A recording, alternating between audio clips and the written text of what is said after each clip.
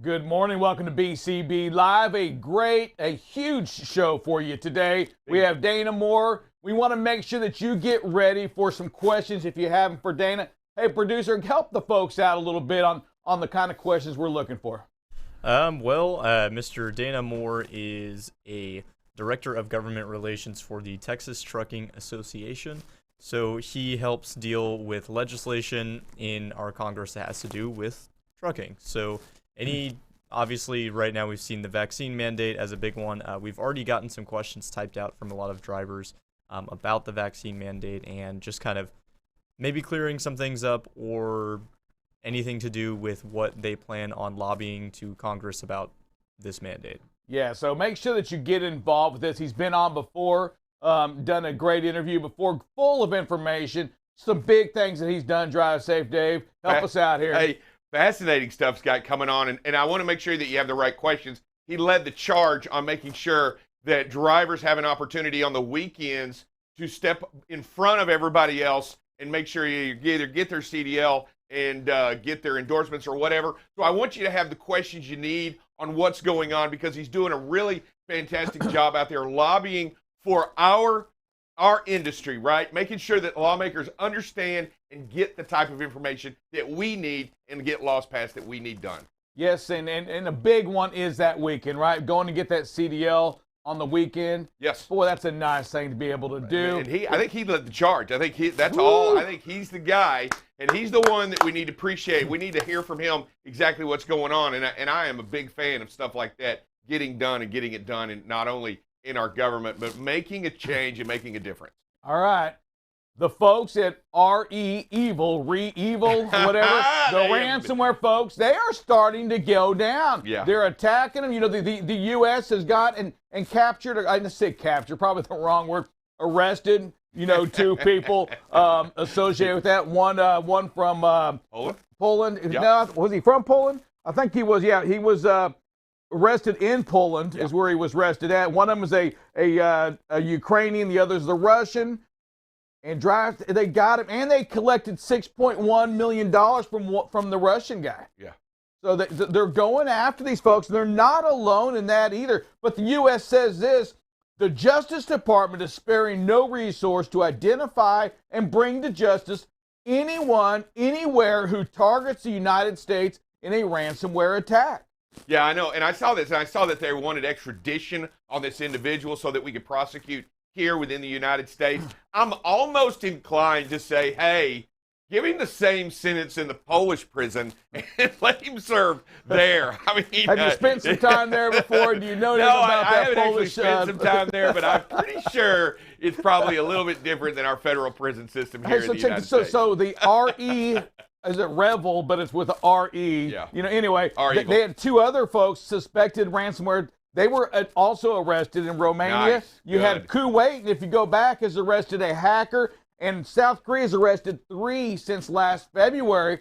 The world is against these folks. Yeah. Once you become hacked, you're against these folks. Oh yeah. Well, the good news is that we are, as a group and the worldwide group, going after these guys, because you know what? And these penalties need to be stiff.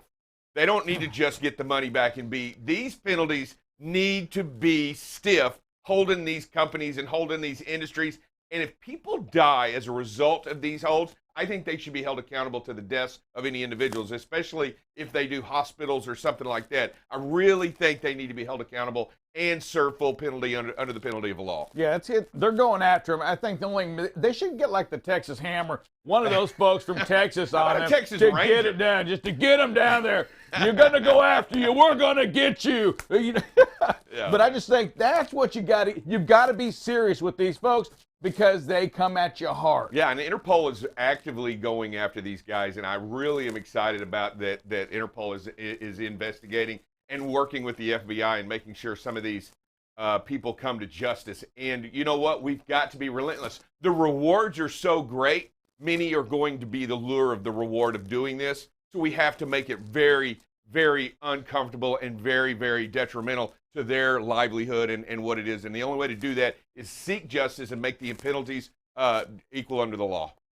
hashtag in the street Texas. I want to talk about that as well. We have a little video on that, as this Texas, again, has ran 21 years and a day, I'm assuming, with a fatality on the Texas roads every single day. Producer?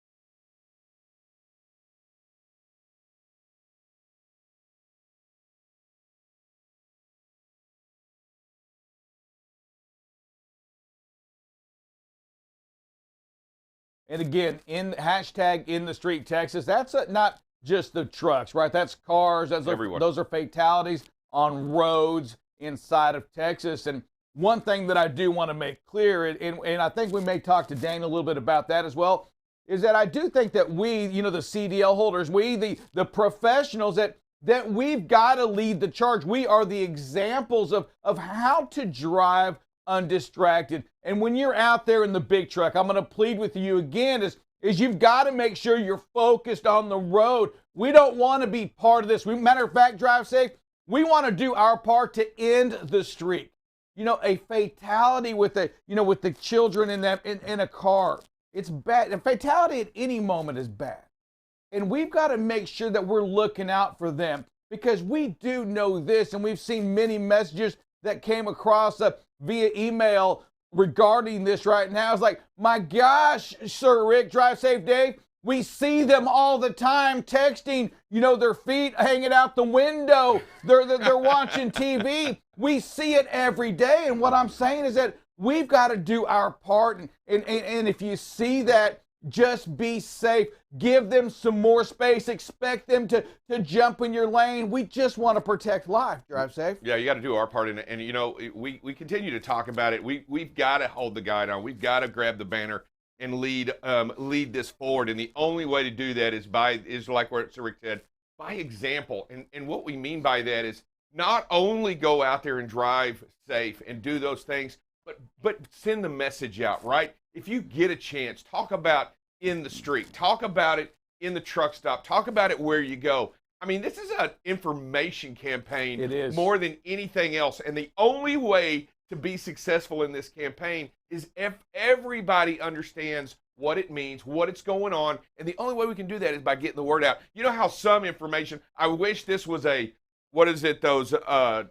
some kind of one of the social media accounts went viral, right? We got a viral account going on with YouTube or whatever, but this needs to happen. It needs to happen, but we can make a difference. And I do want to make sure you do have the ability to make a difference, not only in Texas, but in the city and the state that you're driving in, that you're from.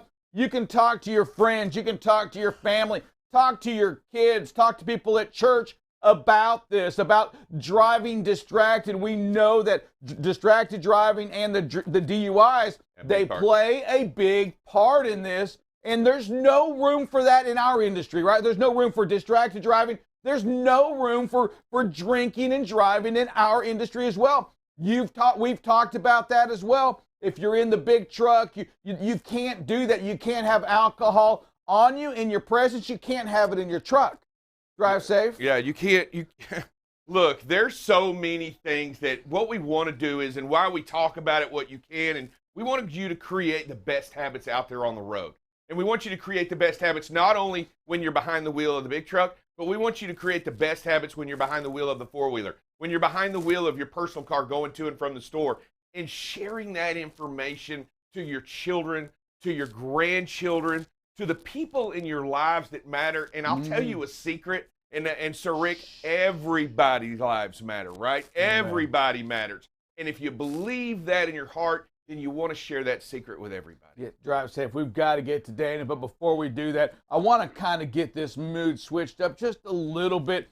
There's an old story about a family dog. Anybody see it? Did you hear about the family dog? It's just a cute little puppy named Run Run. Run Run grew up with the other dog, and we would take Run Run out, and Run Run would go out there and play with the other animals. He was such a cute puppy until Run Run started chasing after the ducks. And eating the duck. Yes, and here's Run Run, a little bit older, kind of looks like a fox. Yeah, almost wolf-like.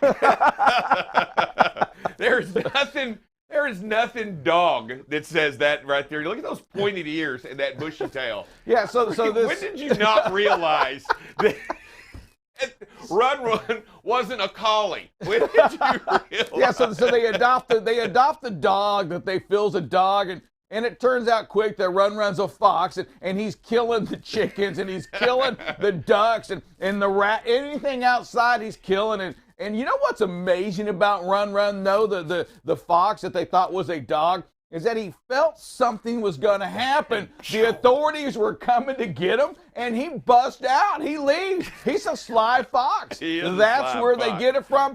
He busted town. The authorities are looking for him today. God save Dave. Run is on the run. Run is on the run. Good stuff.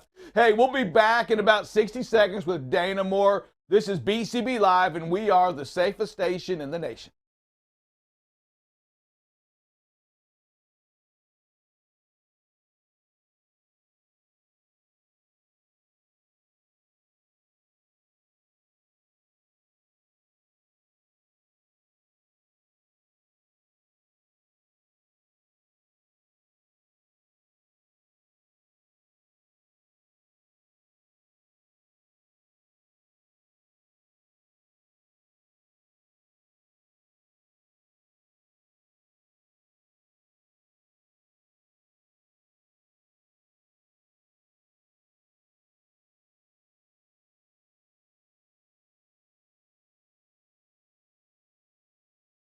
Welcome back to BCB Live. Drive Safe Dave.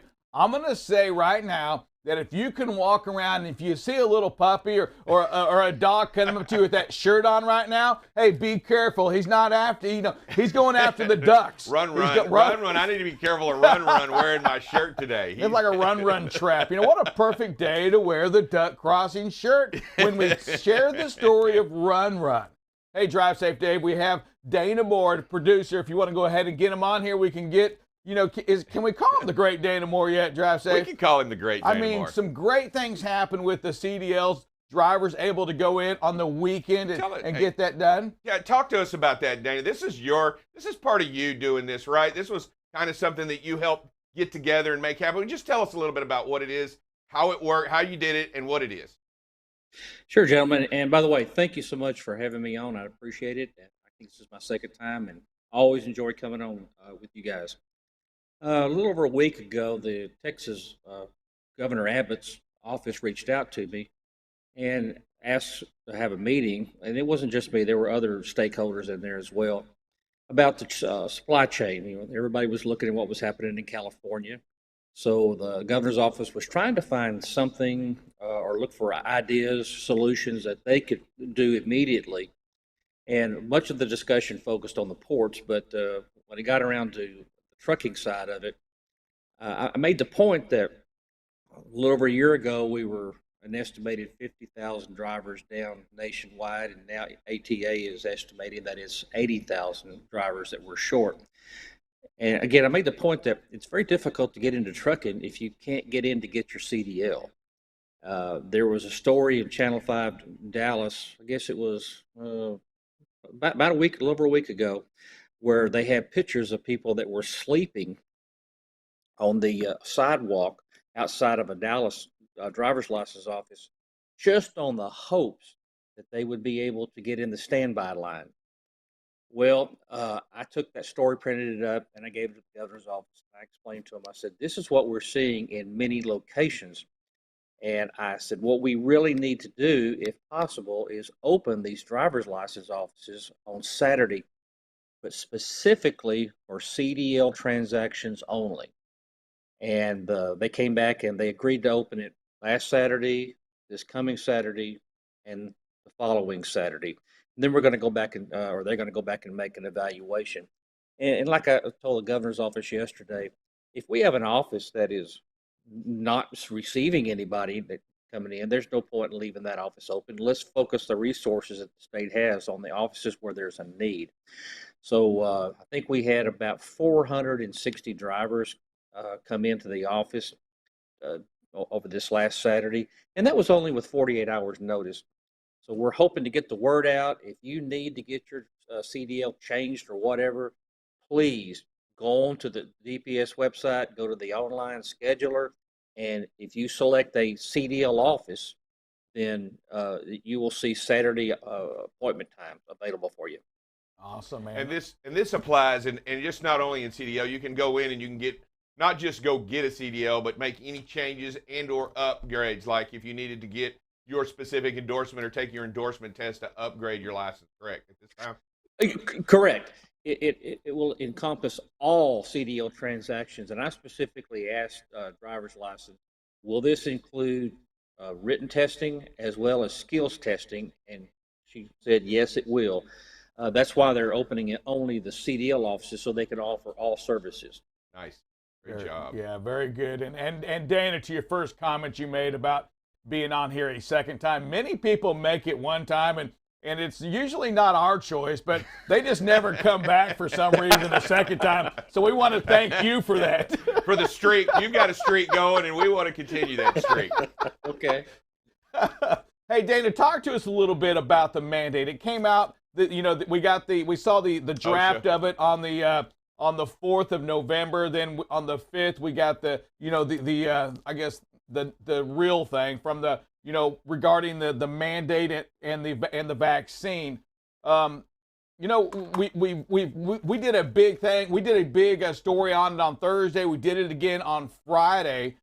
We've seen some things that we've heard from from Transport Topics. I think you brought that up as well, where it sounds like the trucking is exempt, but we haven't really. Has anybody really came out and said, "Hey, trucking, you're good to go. Solos are okay without the mandate"? Well, not exactly. This is what they call an emergency temporary standard, and it basically has the enforceability of a rule. But when you deal with regulations on the federal government side, whether it's from FMCSA or now in this case with OSHA, when they enact a rule or a standard like this, it doesn't encompass. It's impossible for it to encompass every single scenario that could possibly happen. So what agencies do is they issue guidance or interpretations. You see that in the federal regulations on the DOT side all the time. When someone will have a question and then they will answer that specific question. Now, Chris Spear, who's the president and CEO of ATA, American Trucking Associations, he put out a statement, I guess it was on November the 5th, in which he does say that it does exempt solo truck drivers. Now, that is consistent with what is in the rule. Now, I got to make a disclaimer. That rule, I printed it up. It was 154 pages of very, very small print. I have not read it, every single word, but I did get their, and you go to OSHA's website, they have a synopsis of it, which gives you the key information, which was consistent with what I was reading. So there are some exemptions for people who are not exposed to other employees or customers. Gotcha. So, in other words, really, we're waiting on a guidance set by the executive branch, the OSHA department itself, in order for us to get a full understanding, because it's their ruling. They're the ones that need to set the guidelines, right? We can all stand around and make an interpretation based upon what they're saying, but we really need from them in order to raise our hands in victory, right? Before we truly know what's going on. Yeah, yes, I would agree. Scopolitos, which is one of the preeminent trucking defense law firms in the country, they were a little skeptical of actually coming out and saying that until someone makes an official statement from OSHA. I think that's what we're going to be looking for. And there are some other interesting things about this rule that, if you want me to, I can talk about. Yes, sir. Go ahead. Let's hear it. Well, like I said, I'm going to refer back to my notes because I don't really want to forget anything. I reached out and looked at some of the things that I thought was interesting.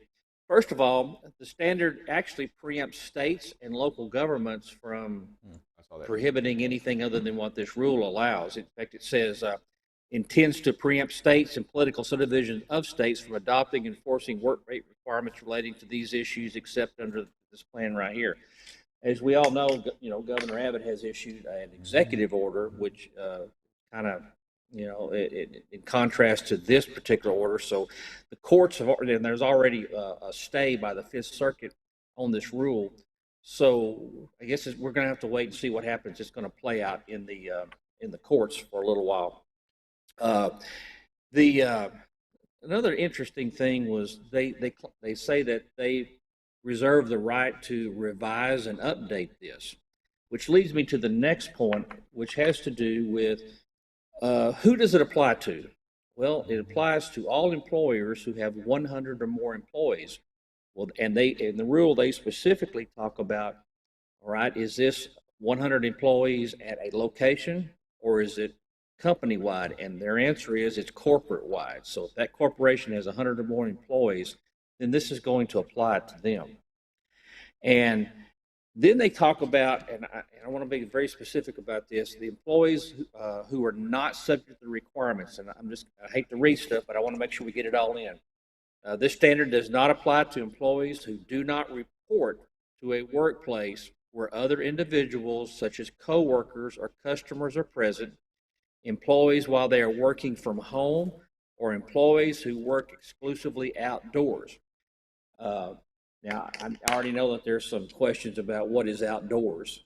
If it is a building that's open or not, maybe under construction, is that outdoors? That's the other things they're going to have to actually come in and look at, and they may rely on previous OSHA guidance on that.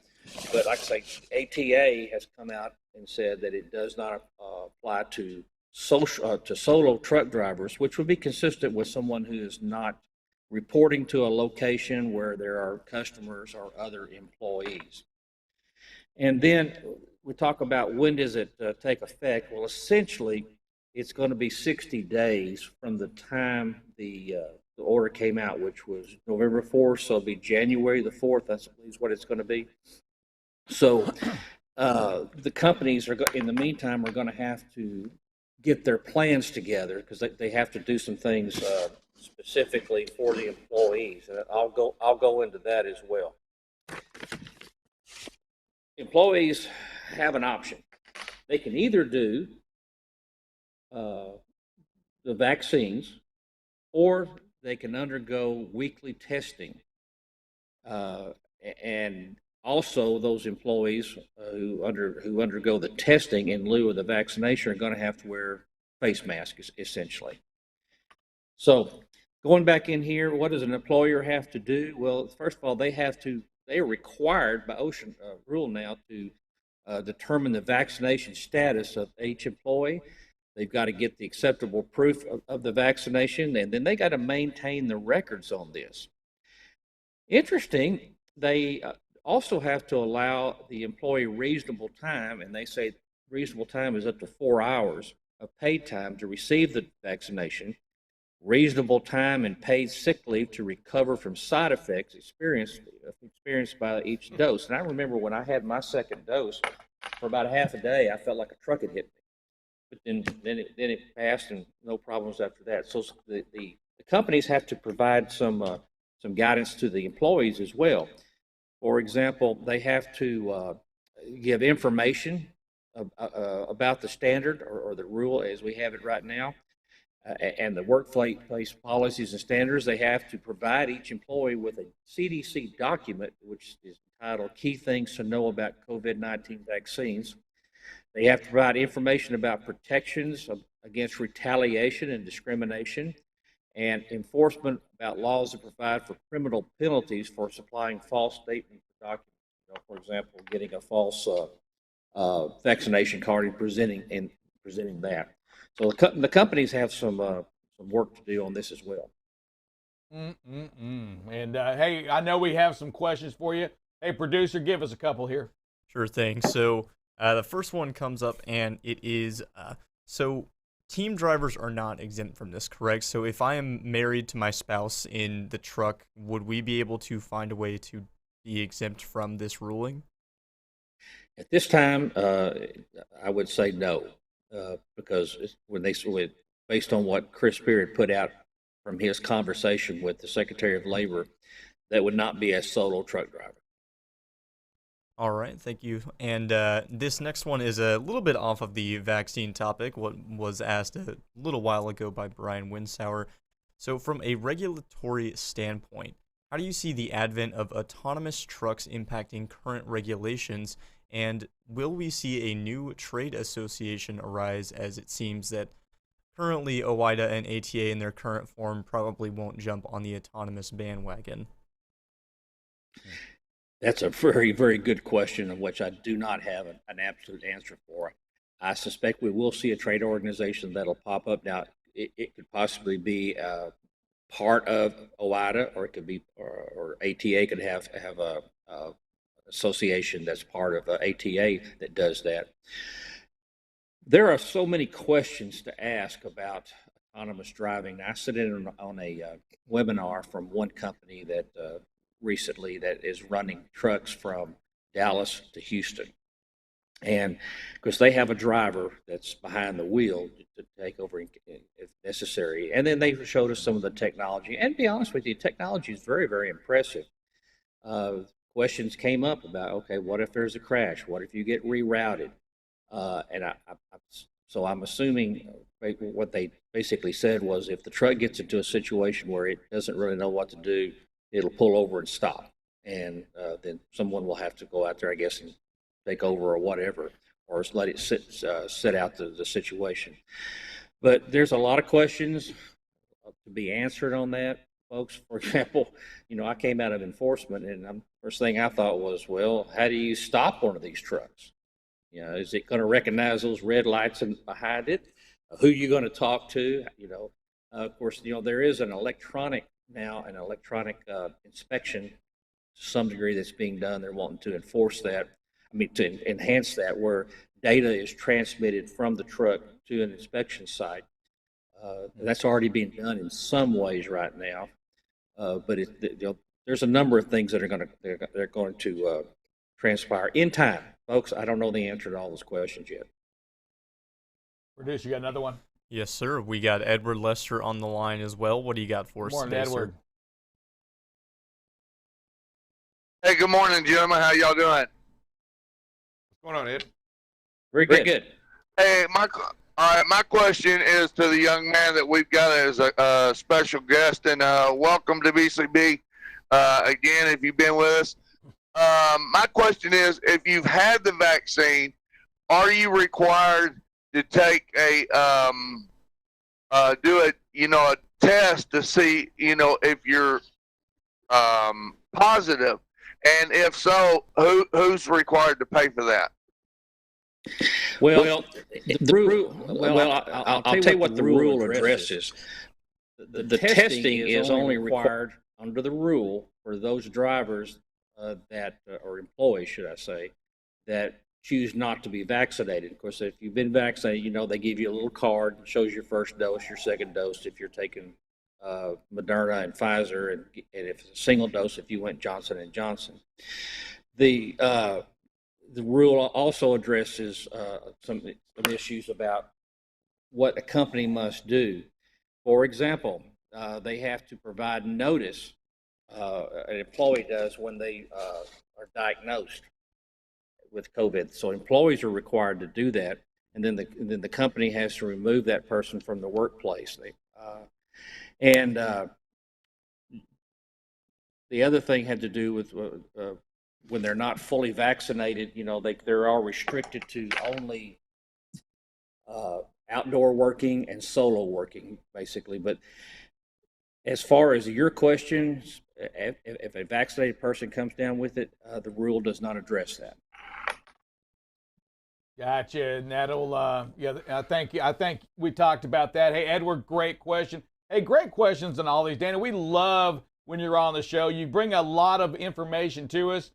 If, you know what, I dare ask, but if we need you for a third time, you think you can be there again? Sure, not a problem. I enjoy being on the show. You guys are great. Hey, Danny, we appreciate you. Thank you so much for the information. We'll all stay tuned to this, as this is going to have some changes to it in the upcoming weeks, days, probably. Every day I can imagine there'll be some new changes coming up here. Thank you again, Dana. And shoot us an email if you see anything that we need to share with our drivers that listen to BCB Live. Sounds good. I'll be glad to. Thanks for having me on board today. Thank you, Dana. All right, appreciate it. Just some great information on that. Drive safe, Dave. You know, it's nice to have somebody with that kind of information because that's, you know, I know you're the Washington insider, but this is somebody inside of Texas. And genuinely prepared.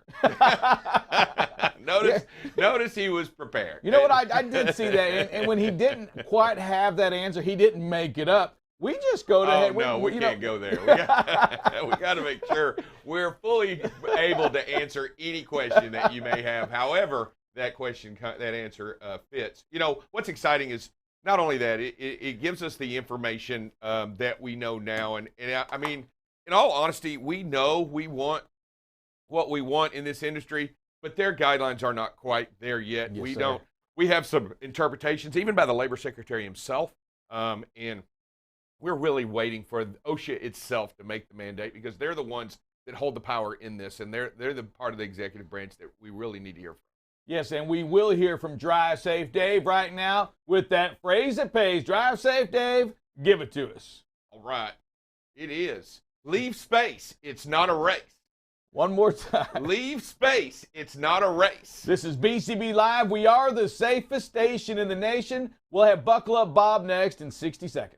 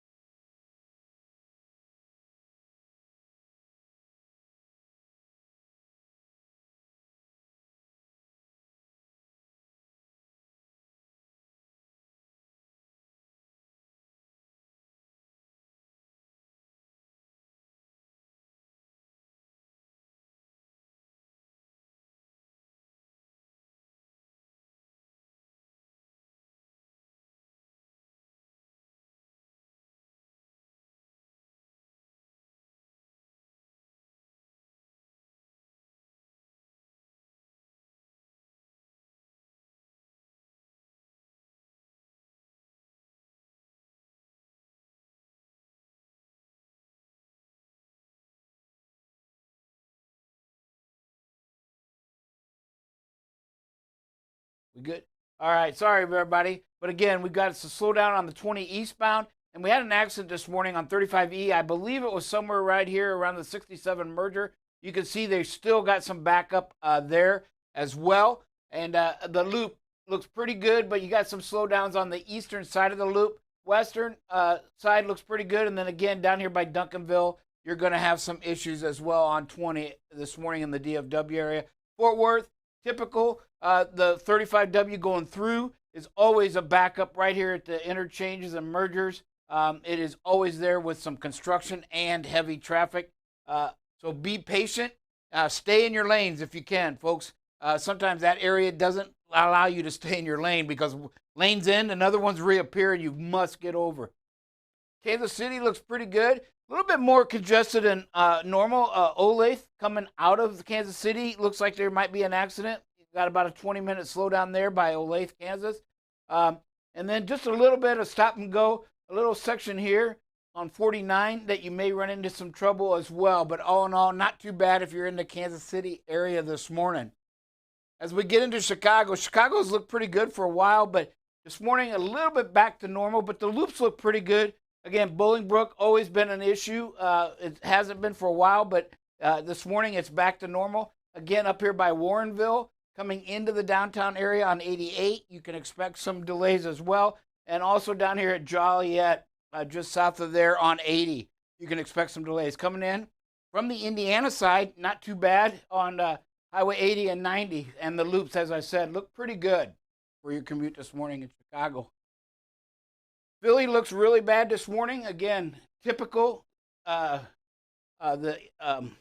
lost the name of the turn. The Turnpike. I was like, the term. I started to say term. The Turnpike 76 looks pretty bad as normal from King of Prussia down, but also 476 coming around through Swarthmore. And even on the New Jersey side, we have a lot more red, and on 295 and 95 coming in on the Pennsylvania side. Also expect some major slowdowns. Also down here at Wilmington, Delaware. So again, pack your patience, stay in your lanes, slow down. You're not going anywhere. Whoa. Boy, Atlanta looks horrible this morning, folks. Just, boy, hey, this might be a good time to get a hold of your company and just maybe get off. Remember, there is a rule, right? The rules change where if you can take 2-hour break, right, you can extend your 14 or pause it, if you will. So if your 14 was going to be up at 8 o'clock tonight and you sit for 2 hours to let some of this traffic clear up, guess what? You're not only safer, you run less risk, you're going to be more economical, and you get to extend that 14. So again, in Atlanta, you've got to figure that out, but it looks like it's going to be really a slow time go of it. As you can see, all the way, the loop, all the way from 20 on the east to 20 on the west has red on it. So again, you're going to have some major delays going around the Atlanta area this morning. Nashville, we've got some, again, a major backup from coming in from the east side on 40, all the way back out here to Monticello to the downtown merger point. And then, of course, 24 is always slow coming up into the city of Nashville. The loops look pretty good once you get there. So there might be some accidents out here on 40 and 24. And then again, up there at the 65 and the 24 loop interchange, always congested right there. So expect a few delays in that area as well. Baltimore is really heavy in traffic. Again, folks, it's just about staying in your lane, right? Watch these merge. Get your signals on early. Be patient. And sometimes I've seen in this traffic, you may even have to stop, right? But don't try to force yourself over and have an accident.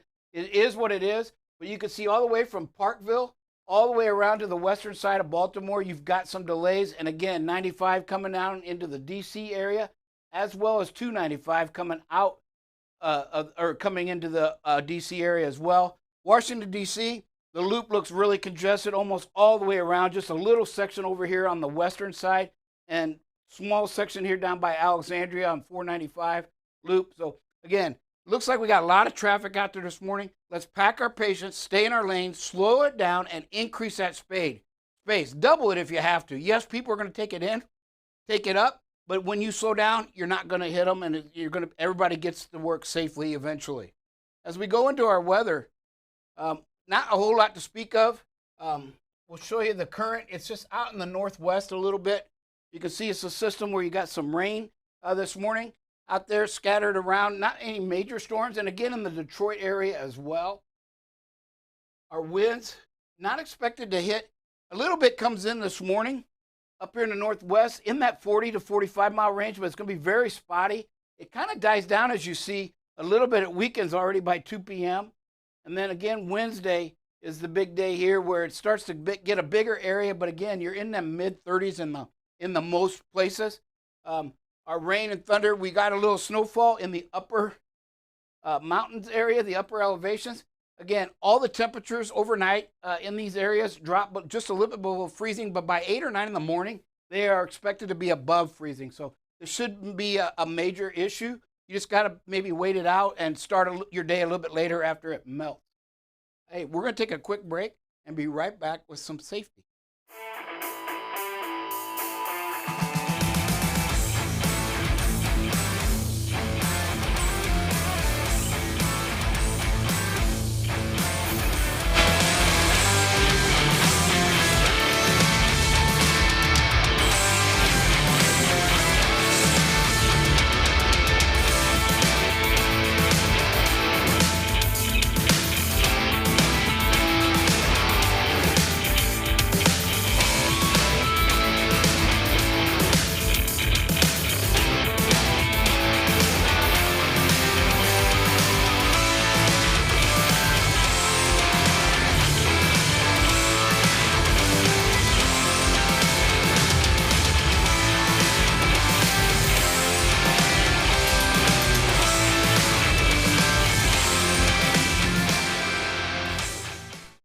Welcome back to BCB Live, the safest station in the nation. A good reminder there just of what we see on the roads every single day. Sometimes we are the ones, right, tailgating. And when we catch ourselves in that spot, we want to make sure we back up on that. We've seen the craziness from four-wheelers or big trucks passing on the right, passing on the shoulder. We've got to just make sure we're maintaining our own sanity. We're packed our patience, and we've got to make sure we share that word at the truck stops that, you know what, we do, our industry, we've got to do more than anybody else to change our image. And when we do some of these things, it sure doesn't help us out at all. No, and we use the term a lot, and you got to get back to that, is situational awareness, right? You've got to realize that you're not going anywhere. That little, like that one video, tailgating and then jumping out there real quick, where are you going to go? Traffic is what it is. We saw it today. You just got to realize you're not going anywhere, and you got to be patient. Learn the rules, get with your company. There may be options for you to take a little break and be safer and more efficient.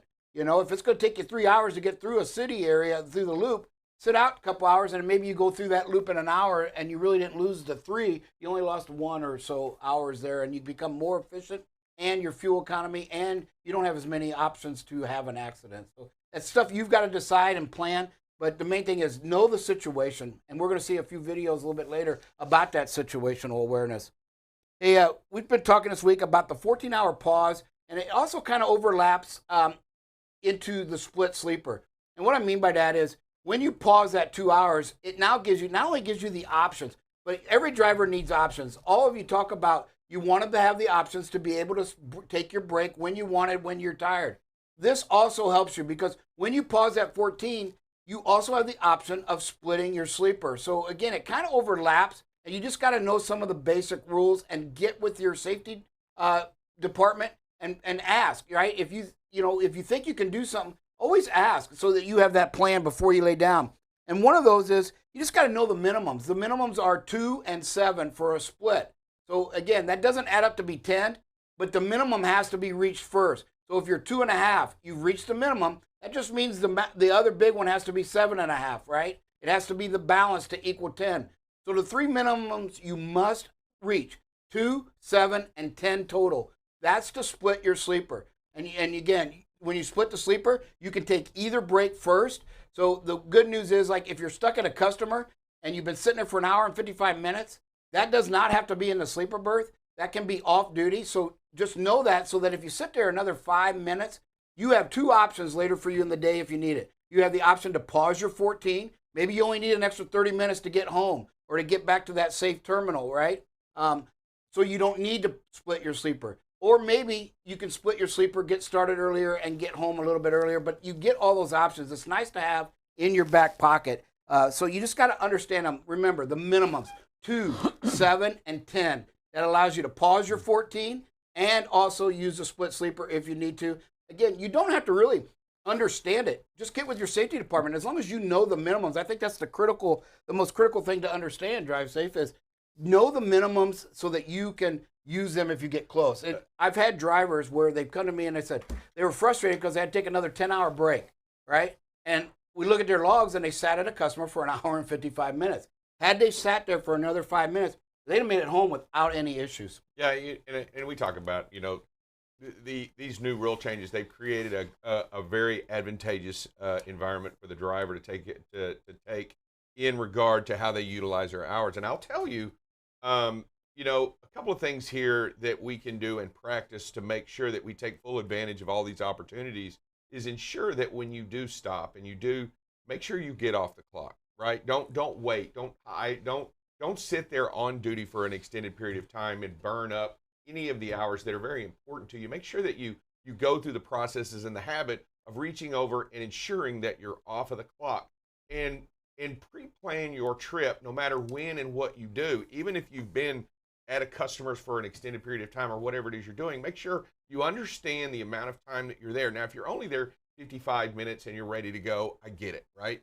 But if you're there 1 hour and 55 minutes, of which you speak, then you need to think to yourself, you know what? Maybe I can utilize that extra 2 hours at the end of my day, right? Because I'll be extending it.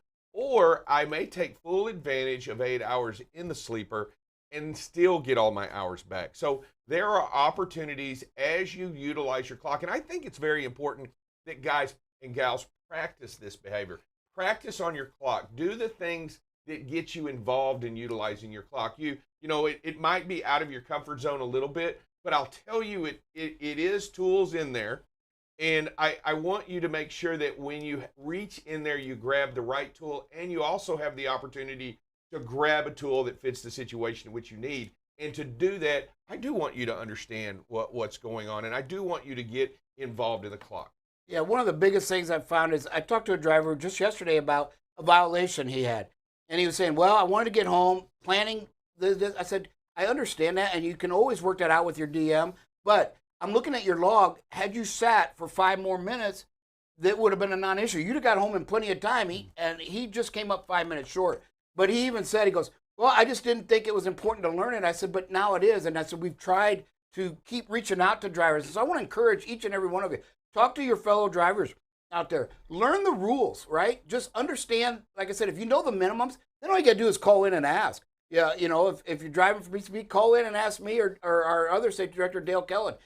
Talk to your safety department and say, hey, I think that if I do this, I'll get to do this, right? And then you have that plan, as you said, drive safe, but you have to practice it. Nobody became great at anything without practicing That's it, right? correct. And I think it's a great opportunity here. And as we continue to learn more this week, we'll just take better opportunities to learn. And if you have questions, reach out to your safety department. Reach out to a fellow driver that utilizes it. I'm telling you, we know out there how to use our clock, and we need to learn how to best utilize our time, because every minute on that 70-hour day is valuable to you and to the company to increase productivity and also make you more money. Yes, sir. Hey, speaking of pausing the clock, I want to take a moment and just wish Miss Kendra, many of you know her, a happy birthday. She's paused her clock the last time before she hits a milestone birthday next year. So, Miss Kendra, my wife, hey, enjoy the day. I mean, a lot of people say, well, how can you enjoy it? Odds are you're going home with this guy right here. You know what? Oh, yeah, there's a treat. The milestone. I can remember when I turned 39 at Yes, that milestone. So I do. happy as well. 39th birthday, We Miss love Kendra. you, Kendra. All right, we have some videos. Let's see Yes, what we we do. got. This first one, again, OVs, right? You got the cones. They're not on the highway, but they're there, so it means slow down. And you got the double yellow lines, and here comes the four-wheeler passing, you know, in a bright sun field, a little bit of an incline. But again, you just got to obey the traffic signals, and that was the double yellow line. Can never cross them. Next one, again, situational awareness, good planning. All this comes into effect. But then when you make a mistake, don't compound it, right? Driver's going very slow, clearly not sure, missed the ramp, right? Now we're going to stop, and I'm going to guess backed up, right? Never a good thing. Just go to the next one, turn around. The mistakes, we make mistakes. They're okay, folks. It's okay to make a mistake. What's bad is now you made an inadvertent mistake, and now you're going to make a conscientious mistake of backing up, and you're in the wrong lane. You know, there's a couple of things here. First of all, we have a rule here at BCB Live at the safest station in the nation, is you don't ever back up without getting out and looking. And here, right, I can tell you right now, you aren't doing that, right? And not only that, just go down and turn around and find another way to get where you need to be. It will happen. Just be patient. We all make mistakes. We all make mistakes. Yes. And with that, we just have to learn how to be best at what we do when we do them. Yep. And the next one, again, great job by this driver, owning the space in front of him, Wow. right? Just staying back. Hey, this is one of those situational awareness we talk about. You're not, look at that. You're not going anywhere, right, Wow, Drive Safe? great job. So you don't have to be up in it. Yes, people are going to move over it. That's okay. But you're not going anywhere anyways. Great job by this driver. And the situational awareness. Hey, intersections are dangerous. You know, we hear Drive Safe Dave all the time talking about trucks blocking the view of others, right? There is no way to see what's going on the left. Cars can't see coming in from the left side, right? Again, it's a red light, and this truck just keeps inching forward and forward out into the intersection. You know, making it more dangerous, right? Blocking the view of everybody. He's throttling that clutch. He does not want.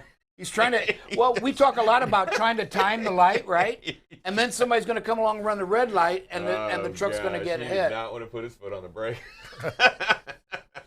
So again, make sure intersections are the most dangerous. Hey, folks, this is tailgating. I know it looks like you may have some space, but again, there's only 2 lines, 2 dashes that keep coming through there. Then we jump out there, slow it down, increase your space. Them 2 dashes means 80 feet. That's all you had, and you're traveling around 70 miles an hour, which means you're traveling over 100 feet per second, and you're 80 feet to 100 behind this driver. That means you've got 1 second, and you're just too close. You're too close. Next one, again, space management. Seem to have it a little bit here. Somebody takes it, and then you can see this driver backs off a little bit, maybe a little quicker. You've got construction. There's a lot. Boy, for a minute there, I thought they blew a tire when that smoke came up. He smoked the brakes. Yep. So again, you've got to slow down and be prepared for that, right? You're in a construction zone. There's a speed limit. Again, no reason to be doing 66 miles an hour in a construction zone. Give them a break out there. Remember, protect their lives as well. Here we got a merge point. There's turn signal. This cab has this bobtail has the left turn signal on. And you see all the traffic. Just keep backing off. Does a great job, but gets a little close, a little scary there. But all in all, not a bad job. But just again, situational awareness. You see all the traffic to your left. You see it coming up in the mirrors. We just got to slow down and be prepared for anything potentially to go wrong. We're on an elevated overpass there. No place to go either. So,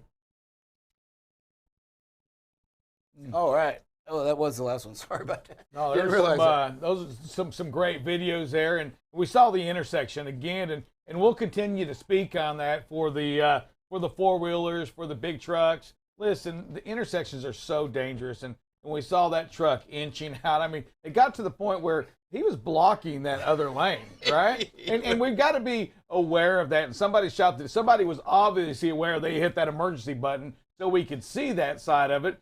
But we have to make sure we're packing our patience, wait for that arrow to come on, then go in the intersection. And if you're a 4-wheeler, you're watching this video, it's the first time you've ever seen BCB Live.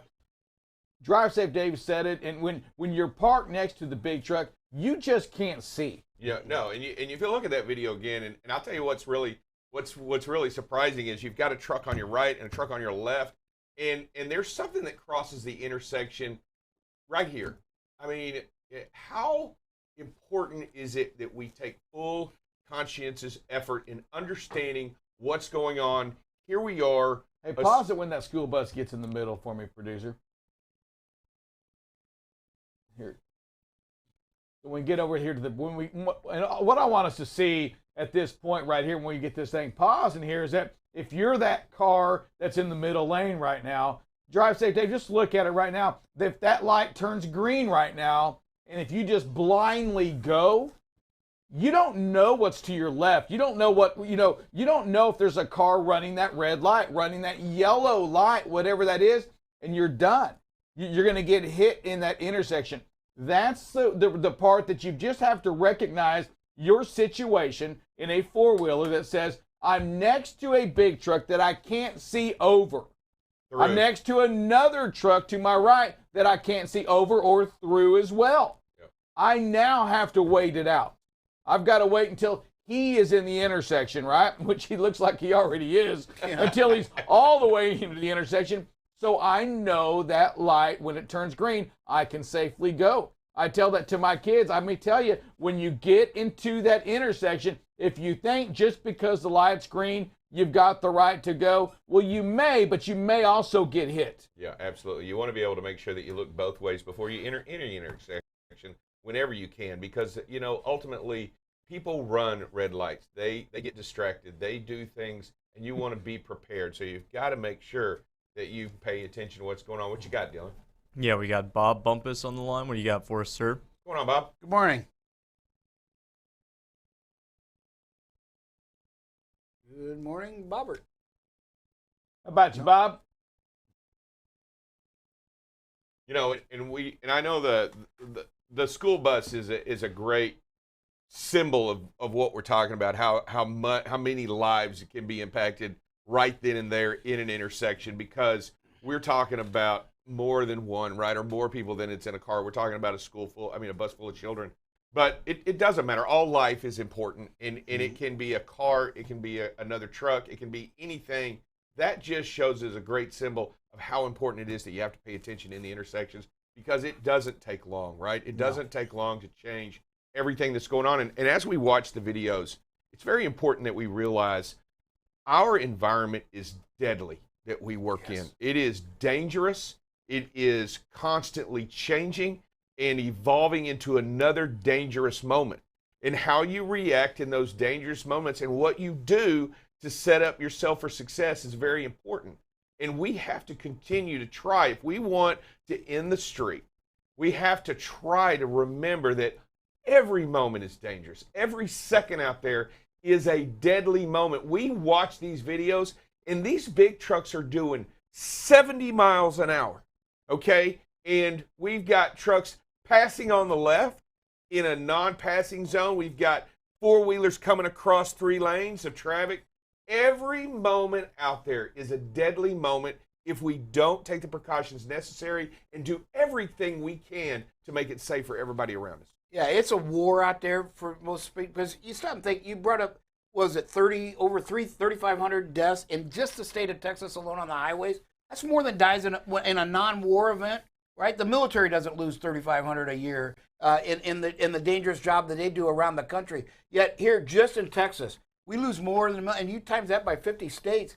That is crazy. I know they all don't do 10, but some probably have more than 10. It's just crazy. So it is almost, we got to treat it like a war. There's a lot of people dying unnecessarily. Without a doubt. Hey, buckle up, Bob. You want to end this with a prayer? Yes, sir.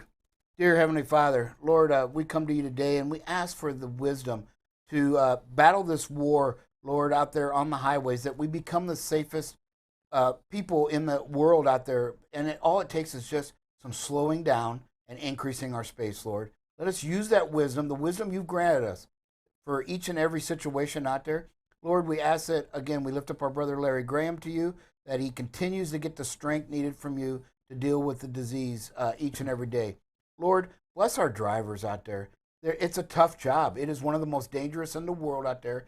Give them the strength and the courage to do what they do each and every day, but to do it safely, Lord.